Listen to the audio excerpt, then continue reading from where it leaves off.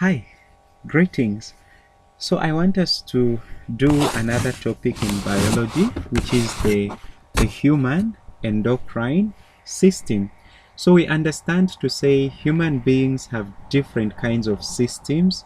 To mention but a few, we have systems like the digestive system, we have the reproductive system, we have the skeletal system, we have the nervous system, we have the interjumentary system, all those different kinds of systems. So today our major focus will be on the endocrine system.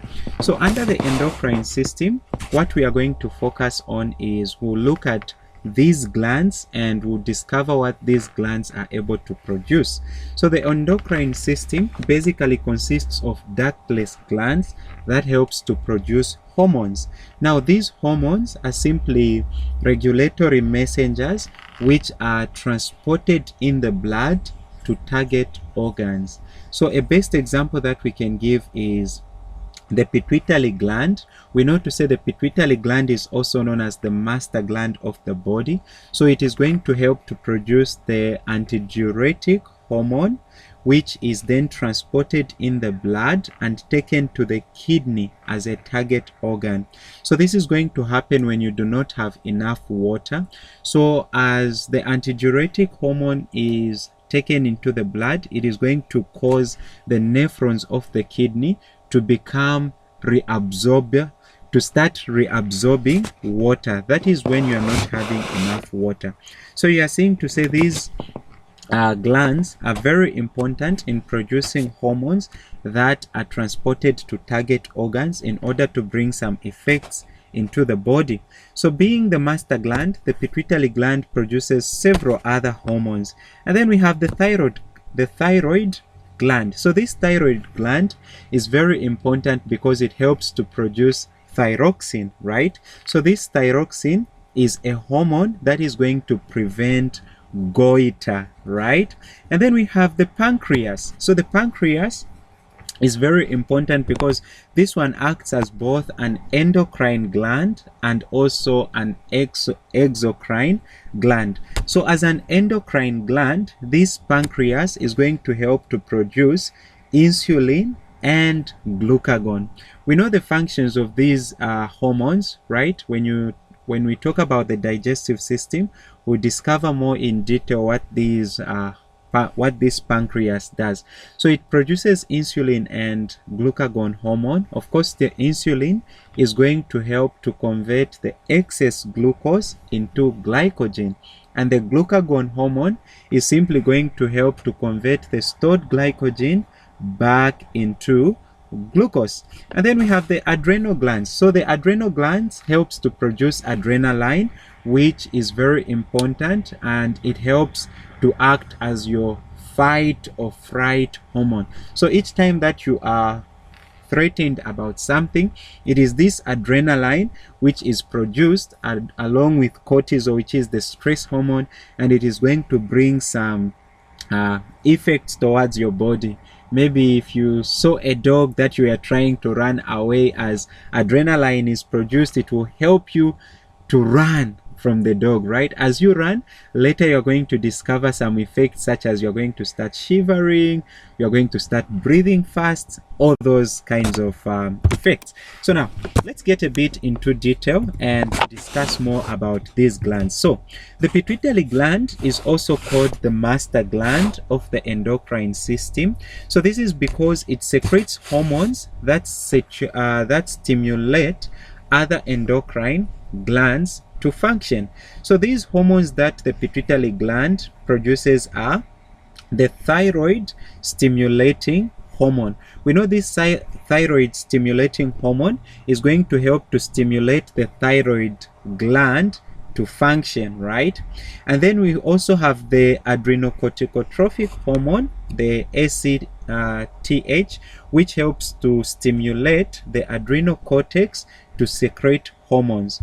We have the interstitial cell stimulating hormone, which helps to stimulate the testes to function. We have the follicle stimulating hormone, which is going to help to stimulate the formation of follicles in the ovaries. And then we have the luteinizing hormone, which is going to cause ovulation and the formation of the corpus luteum. So let's move on.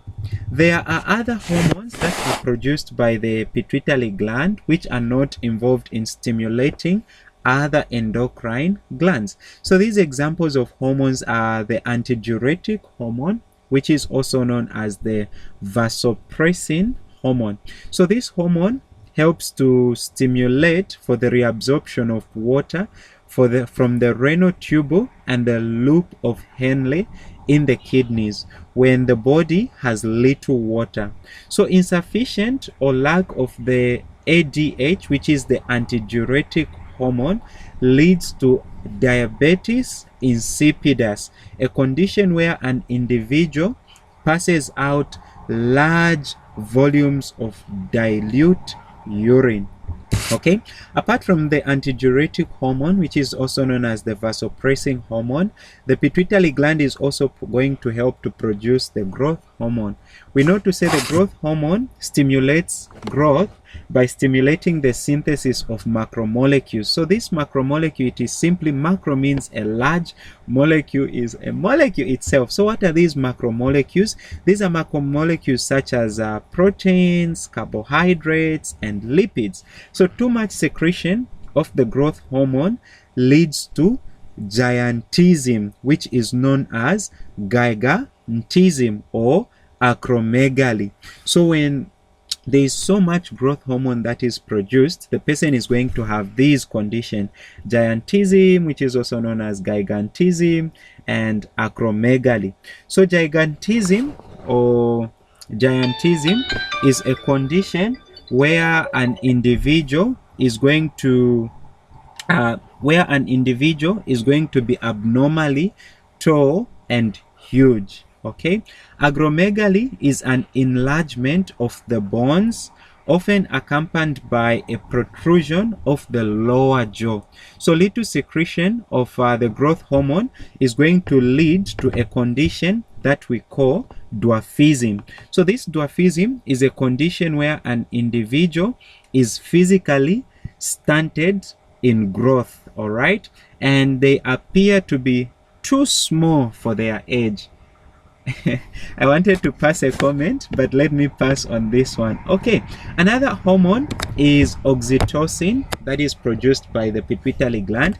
So this oxytocin is going to cause for the rhythmic contractions of the uterus walls during childbirth, and it also helps to stimulate the release of milk from the mammary glands in breasts. Okay, so this is by the hormone oxytocin. And then we also have the hormone prolactin. So this prolactin is simply going to help to stimulate milk production by the mammary glands in the breasts. Okay, then moving on to the thyroid gland. So the thyroid gland is an H-shaped gland located in the neck near the larynx. So it produces a hormone that we call thyroxine. So thyroxine helps to control the basal metabolic rate, which is the BMR of the body. This helps to stimulate for respiration of glucose and fats, as well as controlling the growth and the differentiation of cells. Okay, so that is how it is controlling the basal metabolic rate. So the formation of thyroxine by the thyroid gland requires iodine. Okay, overproduction of thyroxine causes hyperactivity, which is characterized by an increase in the metabolic heart rate, loss of body mass, and extreme irritability. Underproduction of thyroxine causes myoxoedema, right? And cretinism. So myoxoedema is a condition where the basal metabolic rate and the mental development are slow. For cretinism, it is a condition where the physical, mental, and the sexual development of a child are retarded. All right.